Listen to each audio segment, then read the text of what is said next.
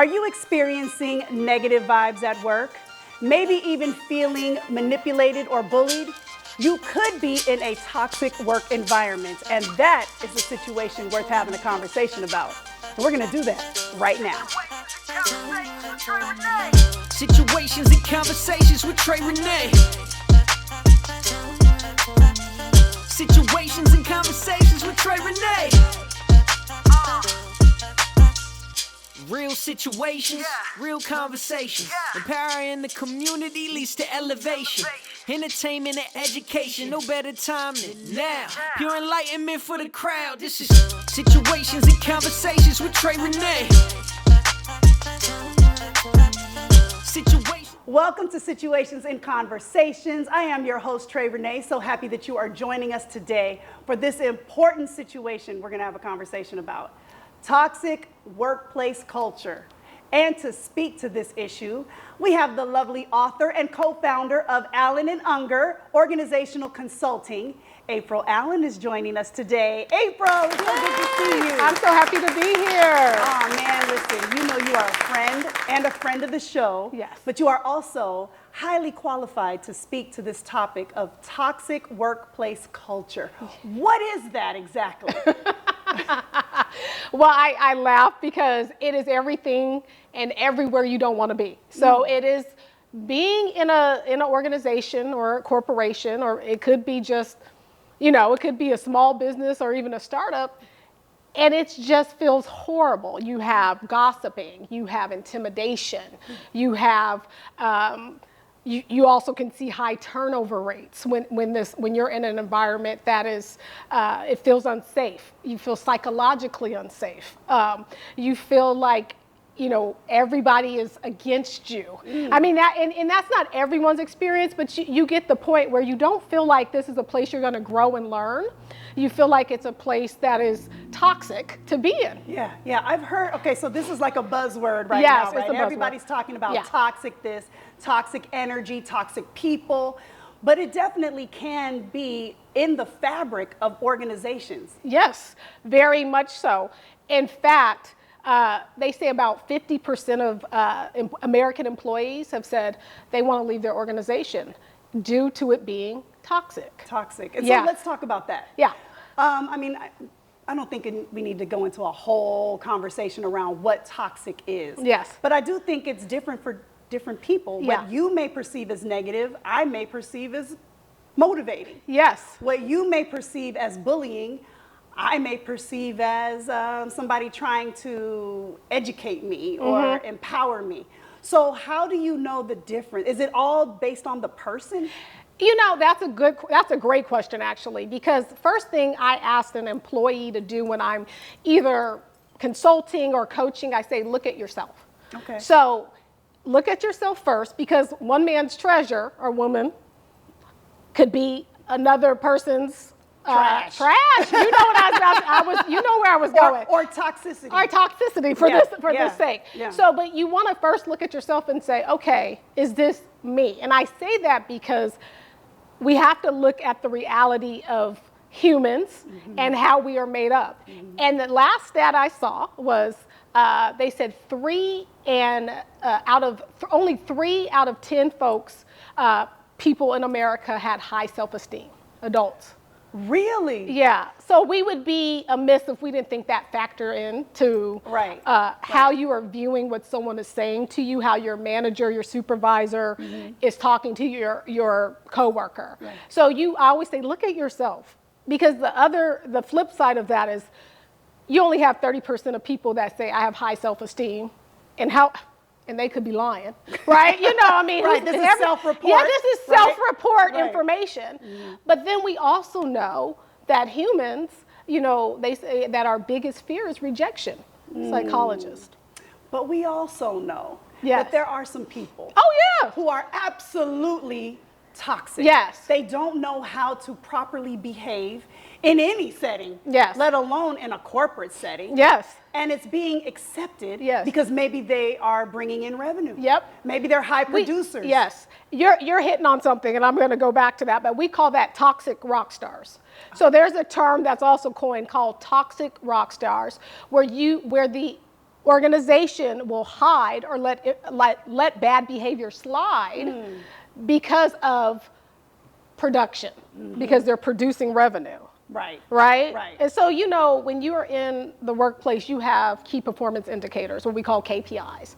And so organizations are always looking to see, okay, how successful are we being by your KPIs? So if Okay. you're getting a performance review, they'll go, okay, well, we'll see you hit this, you hit this, you hit that. So it could be anything, depending on your level in the organization, it could be anything from turnover for your team to, how many successful clients you brought in. Okay. Right? Okay. But they never look at how you're treating individuals that you're supposed to be leading or working with. And that is where you come in. And with that is your where I come in. Consulting company. Yes, that is where we come in, my partner and I, and we come in and we try to give real solutions.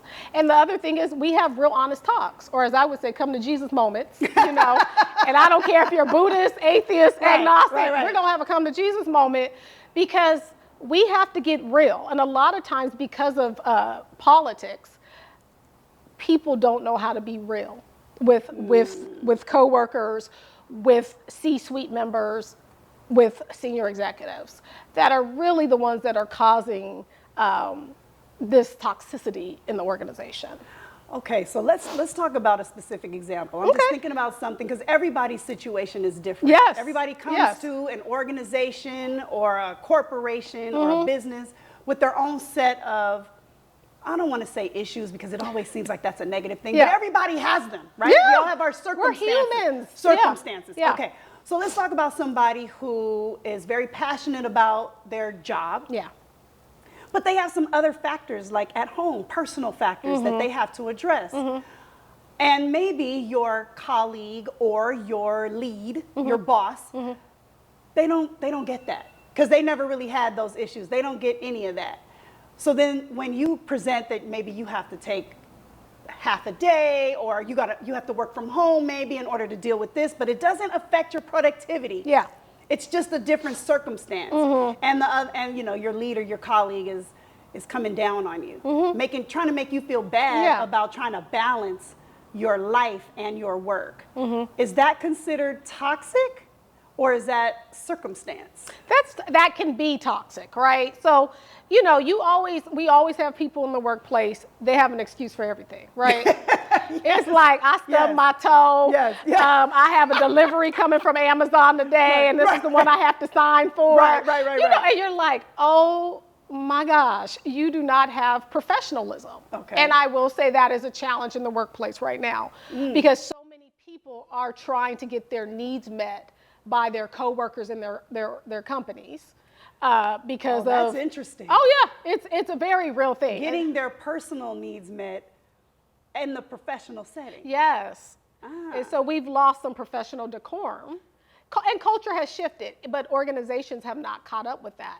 But to your original question, is that toxic or is that circumstances? It can be toxic because what an organization has to look at, for example, I'll use the most palatable example, women in the workplace, right? A lot of women have children, and so do the men in the workplace. However, whether we want to admit it or not, a lot of the onus falls on the woman, right? My kids' school still they call me. When my kids' school calls, they're like, your child is sick. Okay, she has a dad. Right. For real. Like there's somebody else not to say that we don't want to know. Of No, course we I want to know, but can we share this responsibility? Yes, a lot share of the time. responsibility. Not everybody. Not but- everybody, yeah. and I know that, Yeah. right? And I know families look different as well, right? It's not always the nuclear mom and dad. Sometimes Right. it's two dads, two moms. Correct. It Whatever. could be grandma. It could be grandpa, grandma, anybody. single mom, single Exactly. dad, Exactly. and we know it all. But when a team does not, or an organization does not acknowledge the differences in the workplace, right? Sometimes when people hear the word diversity, which, I love that word. I know it can be a bit of a curse word right now for some folks. It's not just about BIPOC or people of color or LGBTQ or even neurodiversity.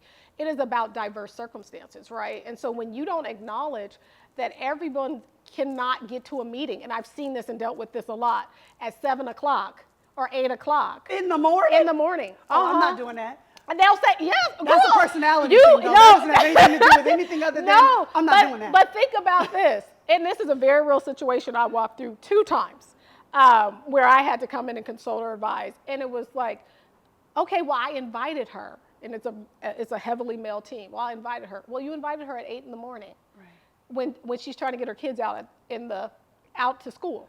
Right. She can't come. But it was like, I don't understand. I'm treating her the same. Well, we don't want to treat you exactly the same because we're not all the same.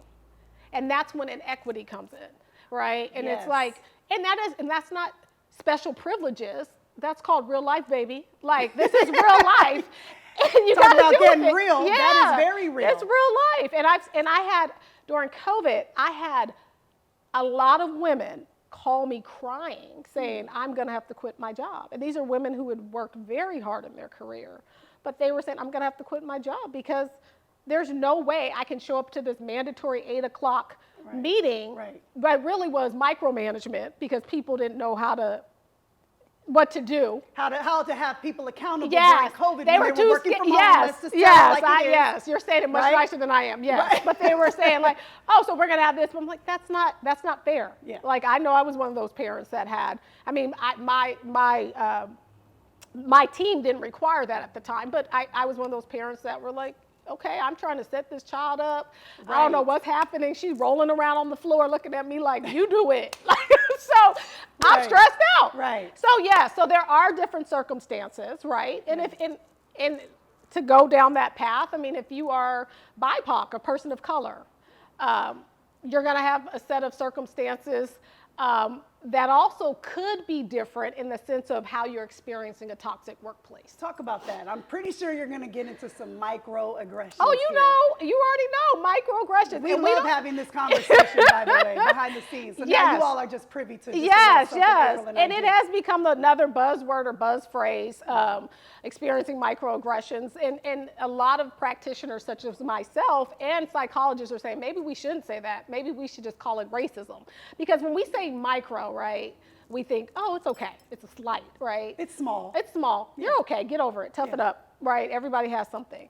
But just like if you kept cutting your hand in the same space, eventually you're going to cut it open or it's going to be affected. Exactly. Or, so it's like, they're going to be it's like dying from 1,000 cuts. Yes, that's what they call it. And so you have microaggression. So that's how it may show up for you. Micromanagement, what I just talked about. There's plenty of cases where usually women of color have to be micromanaged by their manager, supervisor, superior, who's like, and I don't even like the word superior, but that person who's supposed to be leading. Yeah. And they're like, let me see your presentation. Oh, let me make sure that it's okay. What do you plan to say here? And let me say, and they're not doing that to their and it's not equally distributed like that to other people. Mm-hmm. So that's another way. Excluded from meetings. I've had that happen to me, where it's like, you're making decisions about my future, the succession planning, my projects, but you have not put me in the meeting. My budget. How do they get away with that? Toxic rock stars. See? Okay. And then you got friends that are, it's kind of like, you scratch my back, I scratch your back, I leave you alone, you leave me alone. And they get away with it. Okay, before we run out of time, I have one last question for you. If you could give somebody who's experiencing toxic work environment one piece of advice, what would you give them? What would you say? To make sure, once again, reflect on yourself, to make sure you're not part of the toxicity. Do you thrive off of gossip? Do you say, oh, what happened there? What happened there? Or do you have a safe space, whether that's your cubicle, your desk, your office, where you are not part of the mudslinging or encouraging it or delighting in it? Mm-hmm. And if you're in a workplace where people are always sick, right? Because the flu season isn't 12 months out the year. So we can't all have the flu or allergies, right? Right. So if you notice that there's a lot of sickness, that's a sign. And so I say that if you're sick, that's when it's not worth it, when you're getting habitually sick. Stress is a part of life. Stress builds resiliency. You need some stress in your life to keep going and evolve as a human. But when you feel sick all the time, That's that chronic stress yeah, syndrome chronic that we stress talked syndrome, about. Yep, then it's time to go. It's Okay. time to go. Okay. But if you can look at yourself and say, I'm not part of the problem, really not part of the problem, then you may be able to insulate yourself a bit from the toxicity and be more of a light than part of the darkness. Well, and I say also make sure you contact Allen and Unger, Yeah. okay, to make sure that your organization Yes. is on the up and up Yes. and not having some sort of nasty, toxic culture. Yeah. Thank you so much, April. You Thank are you. such a joy and a delight, and you have Thank so you. much information and passion around equity and diversity and just for people. And I Yeah. really appreciate you, my friend. You know how much I love I you. know, I I love love you, you too. sister. I love you. Yay. All right, you guys, I love you guys too. So do not go away. We will be back with more situations and conversations in just a bit. Bloom Beauty Collective is where creative entrepreneurs bring diversity and inclusivity within the production industry, making sure that cultural authenticity is presented in all aspects of production, from casting talent in front and behind the camera to bringing cultural awareness within branding and marketing spaces. And how do we do that? Bloom by Design, where we highlight talent in marginalized communities and represent their unique skills and abilities in all things production, teaching the next generation of talent on how to become true creative entrepreneurs, while assisting companies to be more intentional in having a cultural diverse workforce within their production space. After 7 years, we are now a full-service casting and talent production company. Join us as we blossom into Bloom the Agency. You can find us on Instagram as well as bloom-agency.com. This is Situations and Conversations with Trey Renee. Hi, I'm April Allen, and I'm one of the producers here at Situations and Conversations. And right now, we're doing our artist spotlight. We're here today with Eldon Jones, saxophonist extraordinaire. Thank you for being here with us, Eldon. Absolutely. Thank you for inviting me. Yeah, I'm so glad. I'm excited. I will let the cat out the bag. I've known Eldon for a long, long time, and I'm excited because I know he's not only a man of talent, but a man of character. And so it's always nice when we can spotlight someone like that. So I have a couple of questions for you. Okay. Okay, so my first question is going to be is how and when did you develop your love of jazz? I think I was pretty young.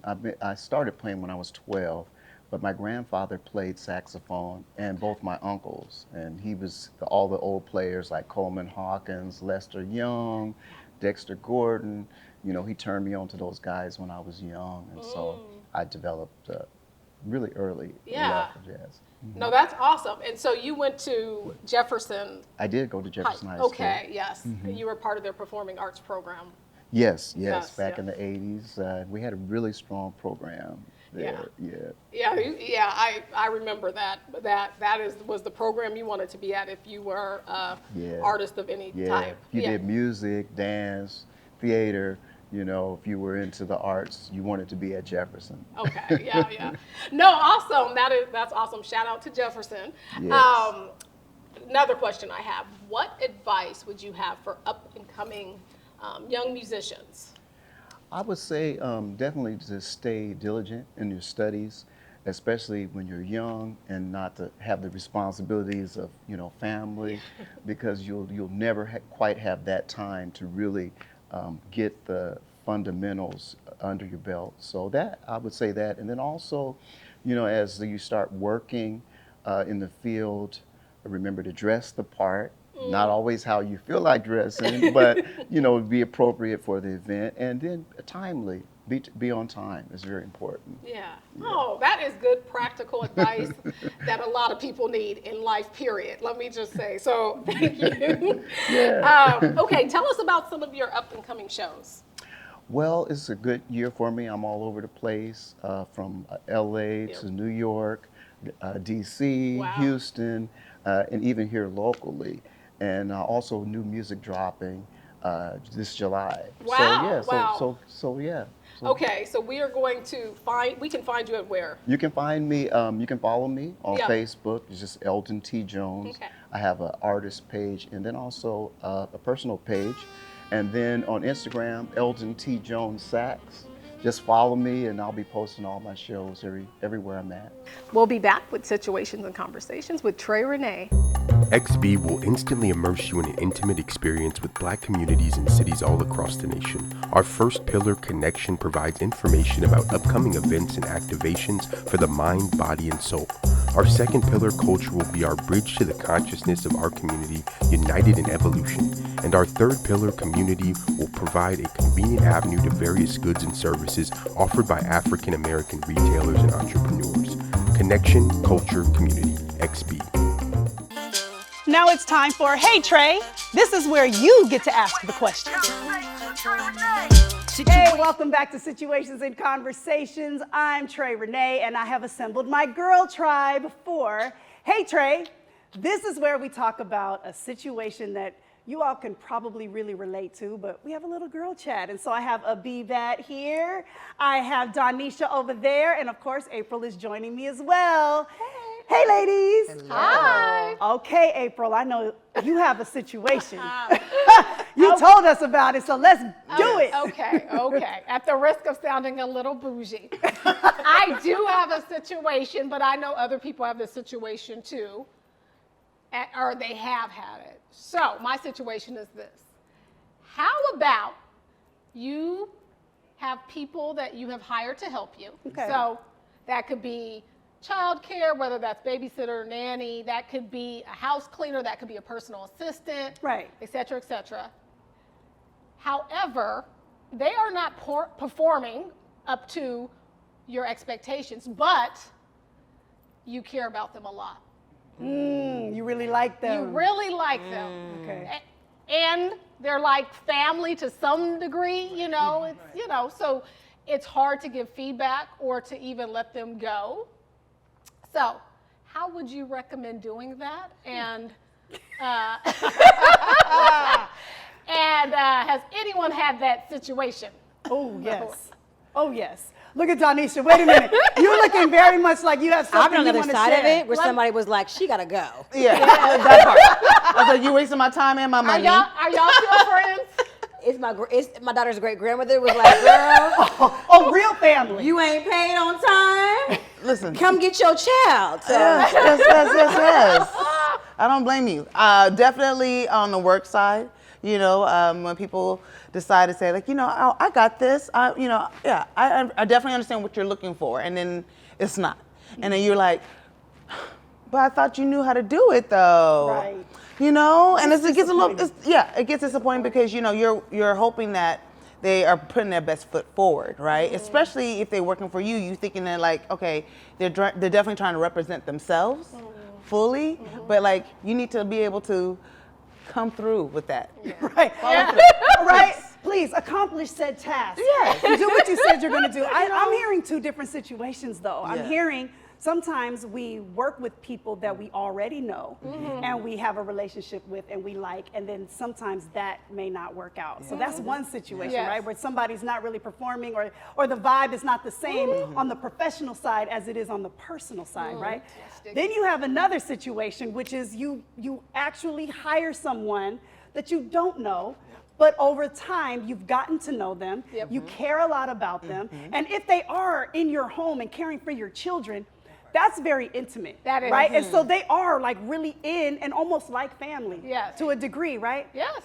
And then sometimes they start slacking off. If they did do it right off Yes. the rip, then they start slacking off, taking yeah. advantage of the situation. coming in late. And that, Yep. not Changing doing, their days. Right. Daylight ain't met. All types of stuff. Telling you about my son's sick. He's, and you're like trying to find the line between compassion and I still need you to get the job done. Hey, because I'm a compassionate person, the work I do, how I live my life, I try to always be mindful of other people's circumstances. Yes. Like, oh, do you need more money? But I know I'm paying you and you didn't ask for and paying well. Paying let's well. Let's That's- make sure we say let's that stipulate. part. I'm paying you well. Even they would admit that. But Because I don't believe in taking advantage of people, right? I believe clarity is kindness. That's something I say in work. So I'm trying to be clear. This is what you want to pay. This would be the best way that I would think it should be tackled, right? Like you can have difficult conversations in love. Since this is somebody that you care about or people that we've worked with, that we have relationships with, I think when you approach them with love in your spirit and clarity on your mind, right? It should go better. Here's the thing though, it doesn't always, because you can't control how somebody else receives whatever it is that you're giving. Because you don't know what they're doing. You don't know their intention at the end of the day. So you have to walk, pretty lightly when it comes to that situation. And then if they come at you sideways, then that's when you need to go ahead and check them. True what I say. No, I try to do the 3 rules, right? Three, like, okay. give you a chance, talk to you, yada, yada. Give you a chance, give you feedback. Let's see if we can do better or if we've done better. Yes. Let me be more instructive, more hands-on. Yes. Yeah. No, I think 3 is nice. I don't know if I'm that nice. I feel like this. I'm pretty clear off the rip, so that's 1. Yeah, you are clear. Sure. And then we might have to have a follow-up. A follow-up is cool, right? Like just to make sure we're on the same page. Now, if it gets to the 3rd one, now it's a little bit more serious. It's if we're talking about the same issue. Yeah, same issue. And sometimes there could be new things that pop up where you haven't addressed that before and you have to be fair, right?